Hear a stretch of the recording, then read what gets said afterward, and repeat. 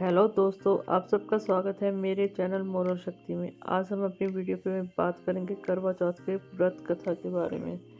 करवा चौथ का व्रत कार्तिक मास की कृष्ण पक्ष को मनाया जाता है। माना जाता है कि एक पुरानी कहानी के अनुसार एक साहूकार के 7 बेटे थे। उनकी एक बहन थी करवा। वो सातों भाई अपनी बहन से बहुत ज़्यादा प्यार करते थे। कभी भी कुछ खाते थे तो उसको खिलाते थे पहले, फिर खुद खाते थे।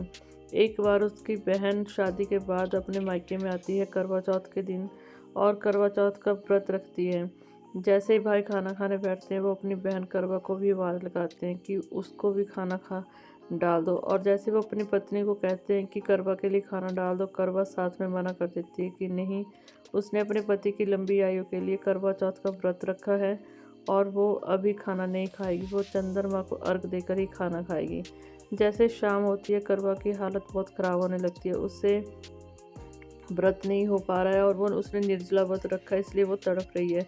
उसकी इस स्थिति को देखकर उसके भाई बहुत ज़्यादा परेशान हो जाते हैं। उनसे स्थिति देखी नहीं जाती और उसका सबसे छोटा भाई जो है वो एक तरकीब सूझती है उसको और वो दूर जाकर कहीं पीपल के पेड़ के ऊपर एक दीपक जला देता है और फिर उसको करवा को आके कहता है कि देखो चंद्रमा निकल गया है। वो झूठा चंद्रमा करवा को दिखा देता है। वो दूर से देखने में ऐसा ही चंद्रमा ही दिखाई देता है जैसा चौथ का चंद्रमा होता है। करवा भी मान जाती है। वो पौड़ियों पे खड़े होकर चंद्रमा को अर्घ दे देती है और खाना खाने लग जाती है। जैसे ही खाने का एक निवाला मुंह में डालती है उसको छींक आ जाती है।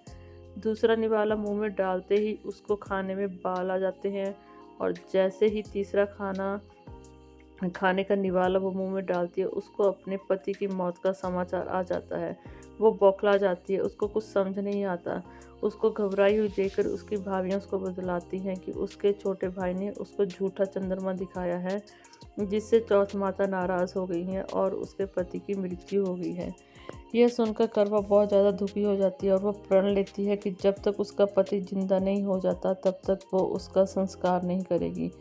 फिर 1 साल तक पति की लाश के पास बैठी रहती है, प्रभु से मांगती रहती है कि उसका पति जो है वो ठीक हो जाए, वो आगे से कभी भी ऐसी गलती नहीं करेगी। पत्ती पर उगती हुई घास को एकत्रित करती रहती है। ऐसे साल बीत जाता है। जैसे बाद फिर से करवा चौथ का व्रत आता है, उसकी भाभियाँ उसके पास आती हैं। जैसे ही उसकी भाभियाँ उसके पास आती हैं वो अपनी पति के ऊपर लगी हुई घास को उनके हाथों में देती है और कहती है, यम सुई ले लो और मुझे अपनी सुई दे दो, मुझे भी अपने जैसा सुहागिन बना दो। सभी भाभियों से यही कहती है लेकिन सभी भाभियाँ चली जाती हैं, उसको मना कर देती हैं। जैसे ही 6ठे नंबर की भाभी आती है उसको सुझाव देती है कि उसके पति की ये हालत जो हुई है, वो विधवा जो हुई है वो छोटे भाई के कारण हुई है, इसलिए जब छोटी भाभी आएगी तभी उसको पकड़ लेना और उसको छोड़ना मत और उसको जिद करना कि तुम ही मेरे पति को ठीक कर सकती हो, क्योंकि उसमें वो शक्ति है जो उसके पति को ठीक कर सकती है। जैसे ही छोटी भाभी आती है करवा उसको पकड़ लेती है और उसके साथ भी वही लाइन बोलती है और कहती है कि भाभी तुम मुझे सुहागिन होने का आशीर्वाद दो। वो नहीं मानती, बहुत कोशिश करती रहती है वहाँ से जाने की, लेकिन करवा की जिद के आगे उसको रुकना ही पड़ता है। जैसे करवा की जिद के आगे उसको झुकना पड़ता है और वो अपने हाथ की एक छोटी उंगली को काट कर वहाँ से अमृत की बूंद उसके पति के मुंह में डाल देती है और करवा का पति भी जय गणेश करते हुए उठ जाते हैं। करवा बहुत ज़्यादा खुश हो जाती है चौथ माता के आशीर्वाद से और करवा की छोटी भाभी के आशीर्वाद से उसके पति जो है वो ठीक हो जाते हैं और उसको बहुत लंबी आयु मिलती है। आज के लिए बस इतना ही। कोशिश करनी चाहिए दोस्तों कि अगर आप करवा चौथ का व्रत करते हैं, हर सुहागिन औरत को कोशिश करनी चाहिए कि ये व्रत निर्जला करें और इस व्रत के उल्लंघन ना करें। ये व्रत जो है वो आपके पति को लंबी आयु देता है और साथ में ही आपके घर में सुख समृद्धि लेके आता है।